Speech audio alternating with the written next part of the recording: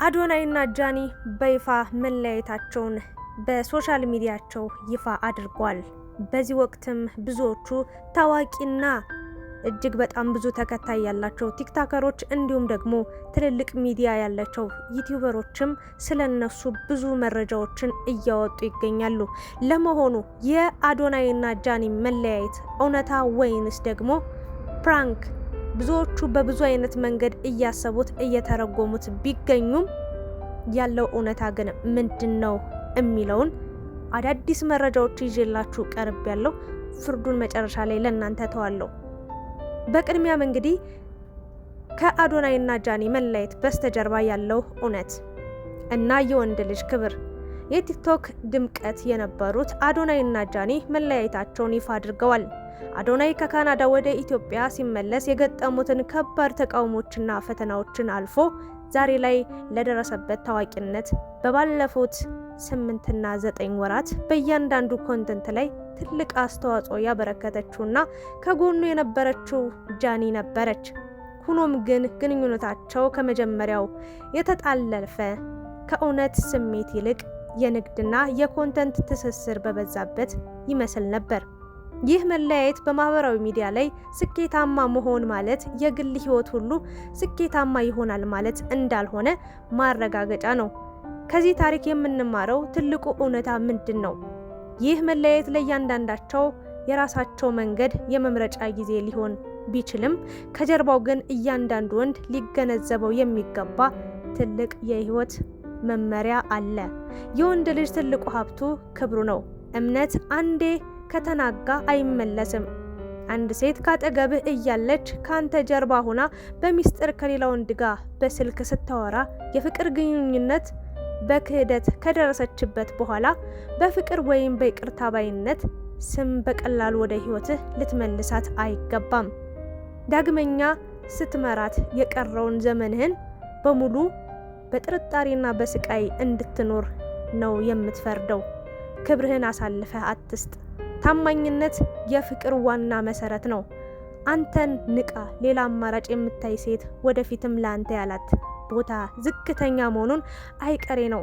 ራሷን አንተን ያላከበረች ሴት በልመናም ሆነ በይቅርታ ሳትሳቃይ ርቆ በመሄድ የራስን ወንድማዊ ክብርና ስነ ልቦናዊ ሰላም ማስጠበቅ ይገባል። ማስጠንቀቂያ፣ የሰው ልጅ ታሪክ አንዳንድ ጊዜ በዚህ መልኩ ይቀጥላል። ዋናው ቁም ነገሩ ዋጋህን ለሚያውቅና ለሚያከብር ሰው ቦታ ብቻ ስጥ። ስለዚህ ወንድሜ ሆይ አይዞ፣ አትጨነቅ፣ ጨከን በል፣ በርታ፣ የራስን የህይወት መስመር አስተካክል። ክብርህንም ከምንም በላይ ነው። እናንተስ እዚህ ታሪክ ላይ በክብር መሃል ላይ ምን ታስባላችሁ? ይሄ አንድ ትልቅ የሶሻል ሚዲያ ሰው ያስቀመጠው ሀሳብ አስተያየት ነው። የእናንተስ ሀሳብ አስተያየት ምን ይመስላል? በዚህ ጉዳይ ላይ ያላችሁን ሀሳብ አስተያየት እንድትሰጡ እንግዲህ እኔም ይህንን ሀሳብ አቅርቤላችኋለሁ ማለት ነው። ሌላው ደግሞ እንግዲህ ብዙዎቹ የየራሳቸውን ሀሳብ ነው እየሰጡ የሚገኙት። የተለያየ አይነት ሀሳቦችንም እየሰጡ ይገኛሉ።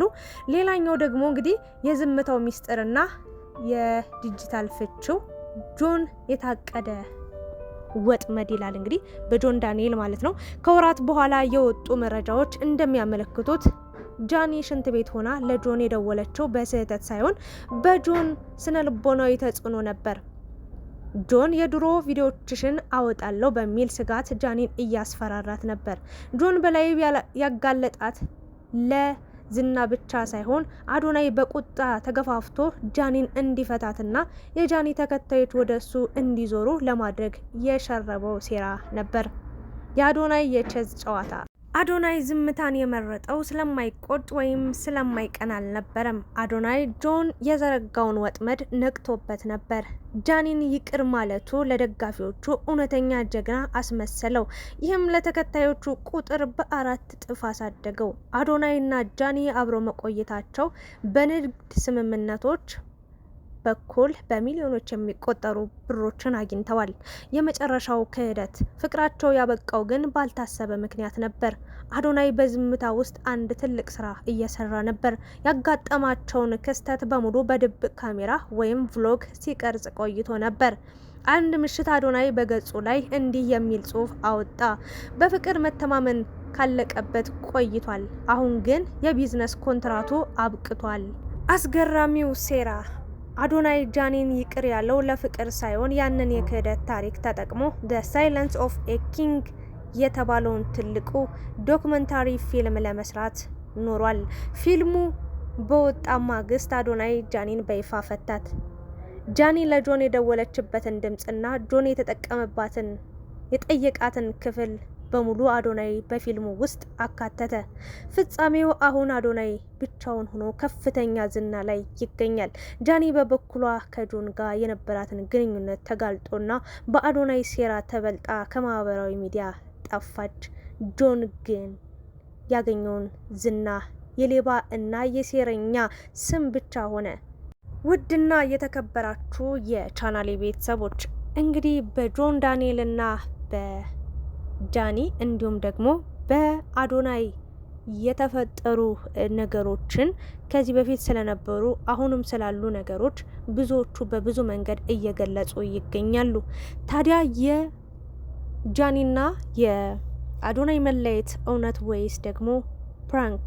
ብዙዎቹ ፕራንክ ነው እያሉ ራሳቸውን ቢያጽናኑም ነገሩ ግን እውነት ሳይሆን አልቀረም። ብዙዎቹ እንግዲህ በብዙ አይነት መንገዶች እየተረጎሙት የየራሳቸውን ሀሳብም እየሰጡበት ይገኛሉ።